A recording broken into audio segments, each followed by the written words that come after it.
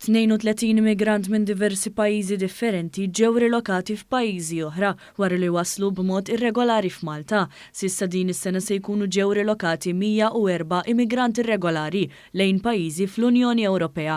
Dan bħala parti mill-istrateġija li tiffoka fuq il-prevenzjoni, ir-ritorn u r-relokazzjoni. Dan filwaqt li dawk li tiġi miċħuda talba għal protezzjoni internazzjonali tagħhom qed jintbagħtu lura lejn il-pajjiż tal-oriġini. Din ir-relokazzjoni parti mill-mekkaniżmu ta' solidarjetà volontarja maħsuba bilan li jnaqqas il-pis tal-immigrazzjoni irregolari minn fuq il-pajjiżi tal-fruntiera.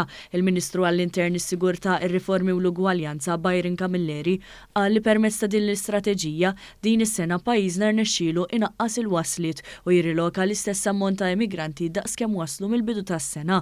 Il-Ministru Camilleri żied jgħid li l-Gvern huwa kommess li jkompli jaħdem fuq il-prevenzjoni anke b'kollaborazzjoni ma' pajjiżi bħal Libja dan sabiex titnaqqas il-possibilità tal-imwiet kif ukoll in-numru ta' wasliet irregolari. Fil-fatt in-numru ta' immigranti irregolari li ġew ritornati lejn pajjiżhom żdied filwaqt li n-numru ta' wasliet naqas. It-tejji ta' relokazzjoni involvew l-assistenza ta' bosta entitajiet fl-oqsma tas-sigurtà kif ukoll l-Organizzazzjoni Internazzjonali tal-Immigrazzjoni u l-Aġenzija tal-Unjoni Ewropea għall-Ażil. Ir-relokazzjoni ikofinanzjata mill-Unjoni Ewropea.